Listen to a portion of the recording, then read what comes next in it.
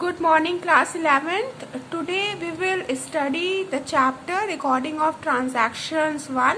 In this chapter today we will study the one topic which is accounting equation. ठीक है, आज हम accounting equation के बारे में बात करेंगे. तो what is accounting equation, students?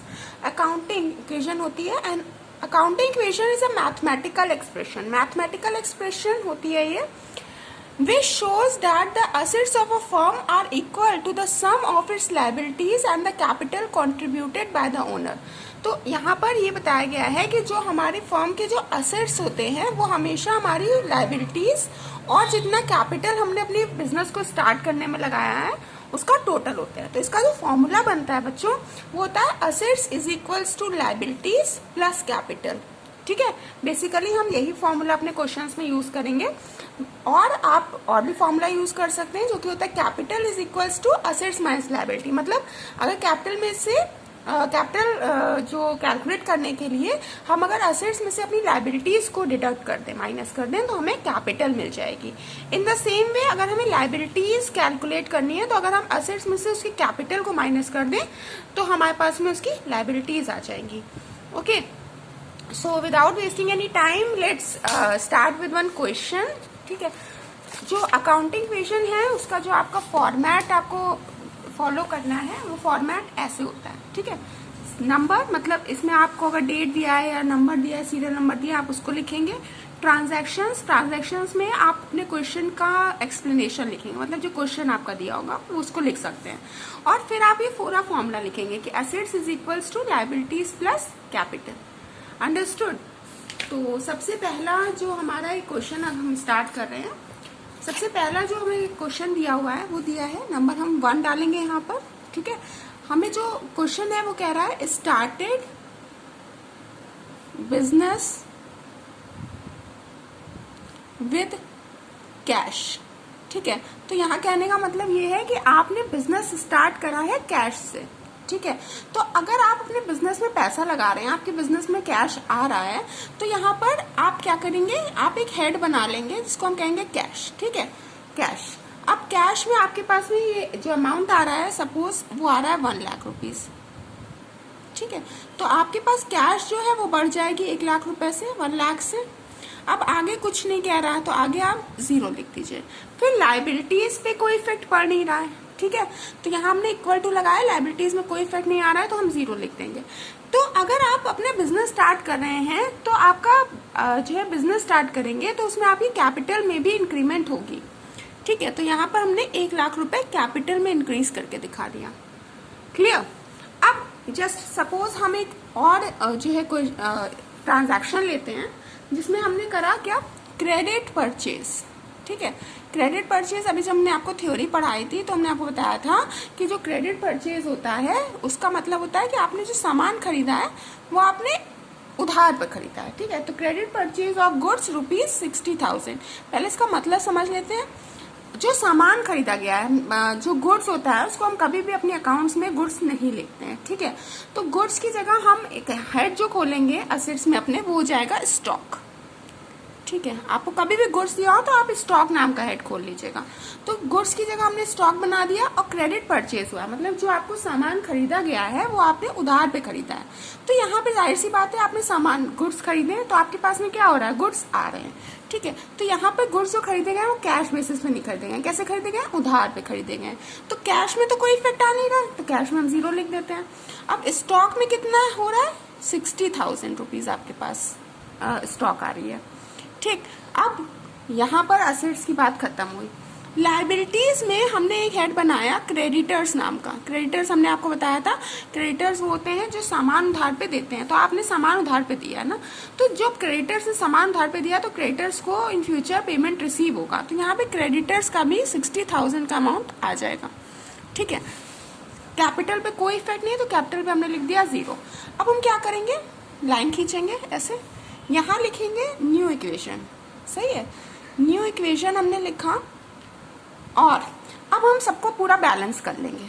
ठीक है, तो कैश का कितना आया आपका, 1 लाख आया, प्लस स्टॉक का कितना हो रहा है, 60,000. ठीक है, स्टॉक में हमने 60 लिखा. देखिए क्रेडिटर्स का कितना हो रहा है, 0 + 60,000 इज इक्वल्स टू 60,000. प्लस ये कितना हो रहा है 1 lakh plus 0 is equals to 1 lakh. अब देखो बेटा यहाँ पर 1,60,000 मतलब 1,60,000 और इधर भी 1,60,000। तो यही हमारी अकाउंटिंग इक्वेशन बताती है कि जो आपका एसेट्स होते हैं that are always equals to liabilities plus capital. Liability और कैपिटल मतलब हमेशा आपका ये बैलेंस होगा ही होगा। जो अमाउंट आपके एसेट्स का आ रहा होगा वही अमाउंट आपकी लायबिलिटीज का आ रहा होगा। इतनी बात समझ में आ गई आपको। अब हम आगे बढ़ेंगे, एक और हम ट्रांजैक्शन लेंगे यहाँ पर जो है थर्ड हमारा, ठीक है। थर्ड ट्रांजैक्शन हमने लिया है जिसमें हम कह रहे हैं गुड्स परचेज फॉर कैश। अब देखो हम लोगों ने ऊपर बात करी क्रेडिट की, अब हम यहाँ बात करेंगे कैश की। गुड्स परचेज्ड फॉर कैश, ठीक है। तो अगर आपके पास आपने सामान, अब हमने बताया था कि गुड्स है तो आप गुड्स नहीं लिखेंगे, आप क्या लिखेंगे, यहाँ हमने स्टॉक खोला हुआ है तो स्टॉक ही रहेगा, ठीक है। तो देखो कैश पर तुम लोगों ने सामान खरीदा, हमने बोला है तो कैश पे अगर हमने सामान खरीदा तो कैश हमारे पास से जा रहा है। अब जस्ट सपोज कि हमने यहाँ पे अमाउंट ले लिया 20,000 रुपए, ठीक है। तो 20,000 रुपए का सामान हमारे पास से कैश हमारे पास से जा रहा है। तो कैश में से हम 20,000 माइनस कर देंगे। बच्चों जब भी हम अकाउंट्स में काम करेंगे तो माइनस हम नहीं लिखते हैं, जब हम ब्रैकेट लगाते हैं this denotes that the value is minus, ठीक है, वो निगेटिव वैल्यू शो कर रहा है। अब 20,000 से कैश तो जा रहा है लेकिन 20,000 का हमारे पास क्या हो रहा है, सामान हमारे पास 20,000 का आ रहा है, ठीक है। तो 20,000 की कैश, देखो एक ही एसेट्स में ही दो चीजें हो रही हैं, 20,000 रुपए आपके पास से जा भी रहे हैं और स्टॉक आपके पास में 20,000 रुपए के आ भी रहे हैं, ठीक है। अब क्या करा हमने, लायबिलिटीज पे कोई इफेक्ट नहीं, कैपिटल पे कोई इफेक्ट नहीं। फिर से हमने लाइन खींची, हमने लिखा न्यू इक्वेशन और हम इसको बैलेंस कर लेंगे। 1 लाख में से 20,000 हमारा माइनस करा तो आया हमारा 80,000। 60,000 में 20,000 हमने प्लस करा तो हमारा आया 80,000, ठीक है। अब यहाँ पर आपका कितना आया,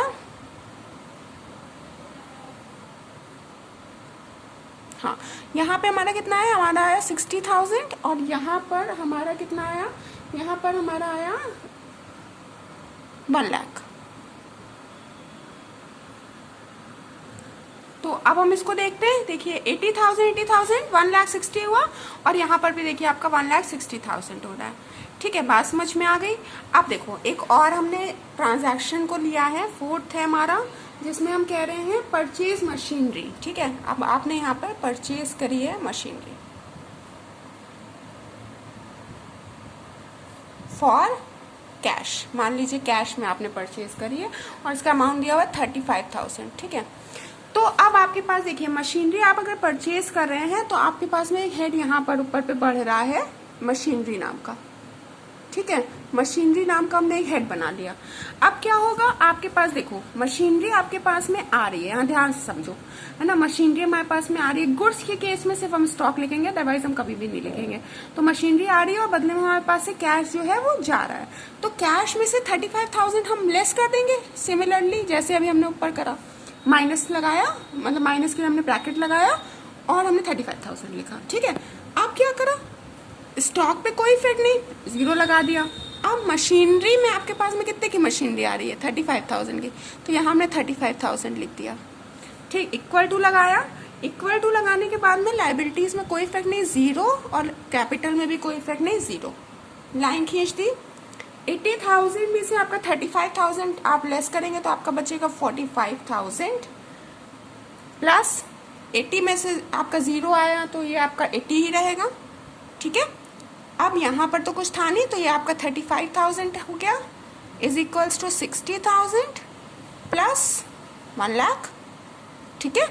तो ये आपका टोटल हो गया, इधर का 1,60,000 और इधर का भी टोटल कितना हो गया 1,60,000, बैलेंस होता जा रहा है, ठीक है। तो स्टूडेंट्स ये हमारा एक छोटा सा वीडियो है अभी स्टार्टिंग का अकाउंटिंग इक्वेशन का। अभी कल भी हम लोग इसी चैप्टर को कंटिन्यू करेंगे। I hope you all have understood. Thank you.